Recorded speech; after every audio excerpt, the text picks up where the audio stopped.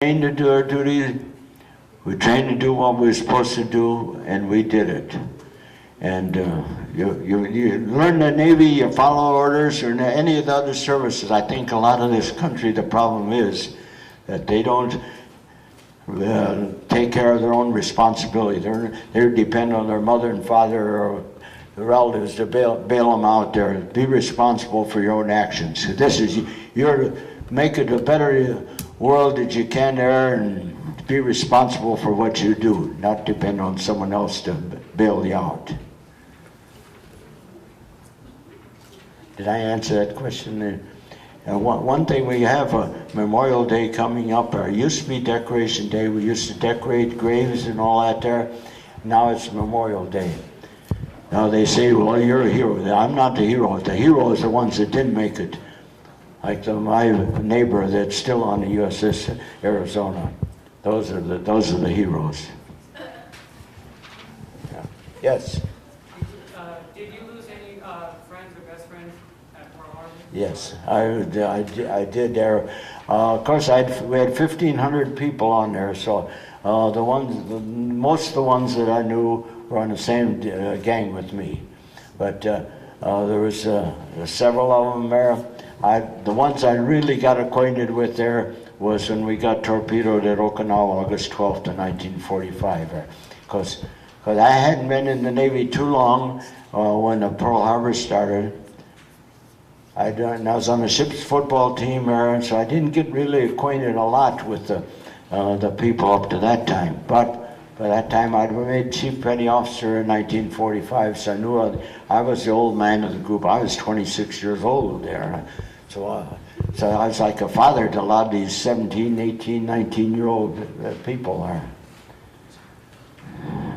The hardest part is to go and take the items back to the families there, the people that died there, because they were my men after we got torpedoed at Okinawa. That's hard to do there, talk to the people there, and they lose their families. That's hard to do. Anybody else? Yes. Was it hard to find a job after the war?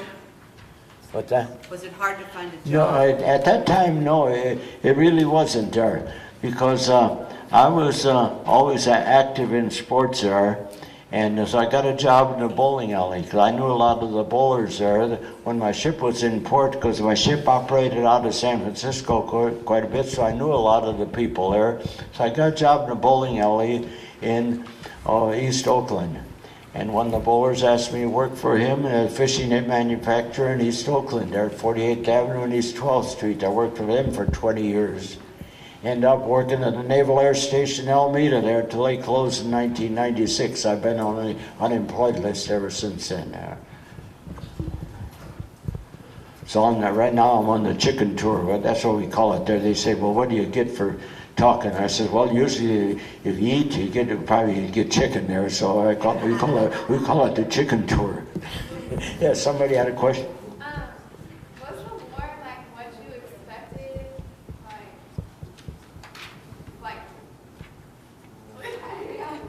You're going to have to relay that information. Was the war what you expected? And what was war like? Yeah, what were your thoughts on it? It's bad, but you're trained to do your duty there. War is bad. You're not trying to just beat them. You're trying to kill people there, and killing is no good there. But we were trained to do it, and we were attacked there, and you follow orders, what you're doing, what you're supposed to do, and this is your country, and you're to establish yourself, and I don't know what else to say. Yeah. Yes. Did you meet any national shell talkers? I know I've heard a lot about those people there, that the Navajo wind talkers there. They were just great, because they talk in the Indian language there, and is able to convey orders there and plans of what they were going to do. They were really great there, because Japan wanted to catch some of those people so they can find out what the secret was, so they could solve it there. But They were just great.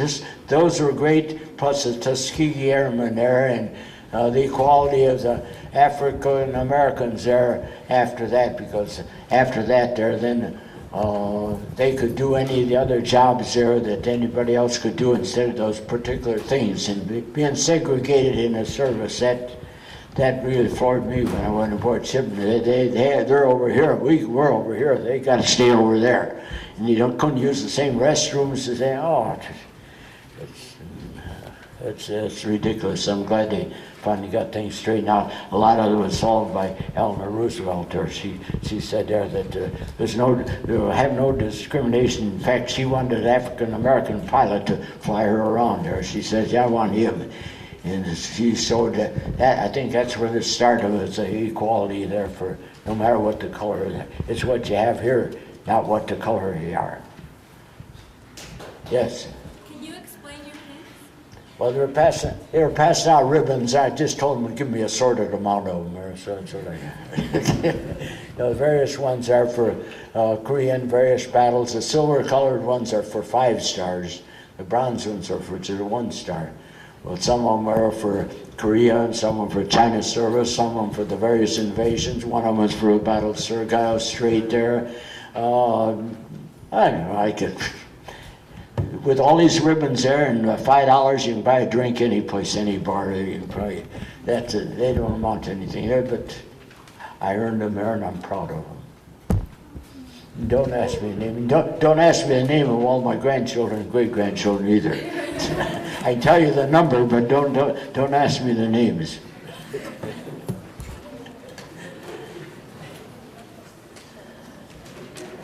Yes.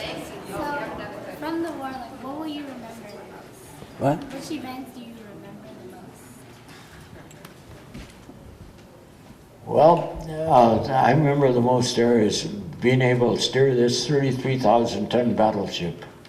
And like I said, a farm boy, not mechanically minded there, and never even close to another big ship or even seen one except in movies. I was proud that I could do it. I had steered that battleship, Pennsylvania, under the Golden Gate Bridge about 10 different times there. I'm just proud that I can do it there. I'm proud of this country. What was your hardest experience? Was it boredom, sitting around all day, or what was the most difficult part of the war for you? The difficult part of the war was identifying bodies there. October 1945 are my own men, and some of the people there, only identification I had was the clothing that they had, their names on their clothing. They were able to identify them. That's and then talking to the families.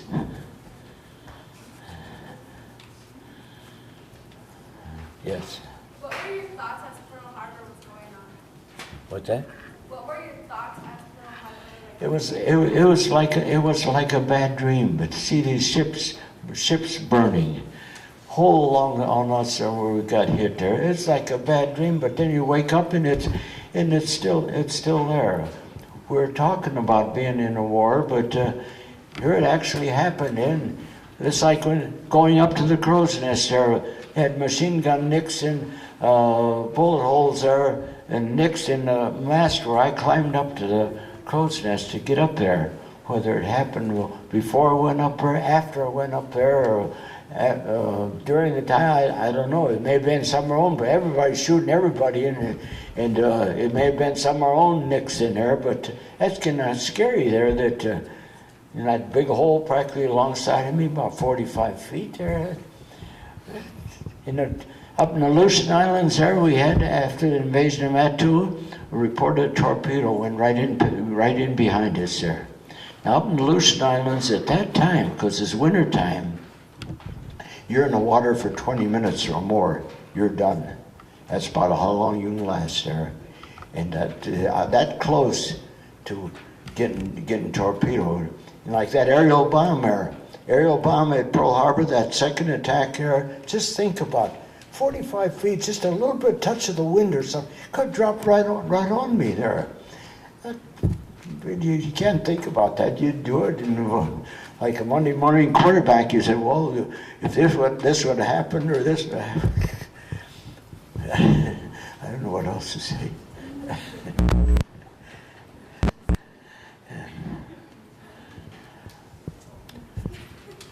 But I'm just okay.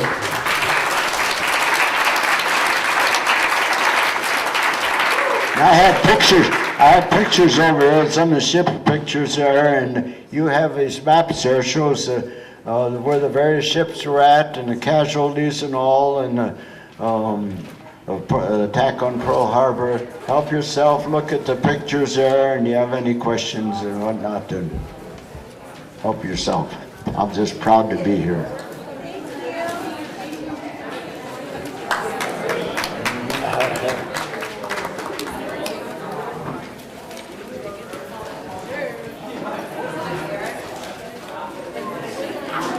How'd it go? All right?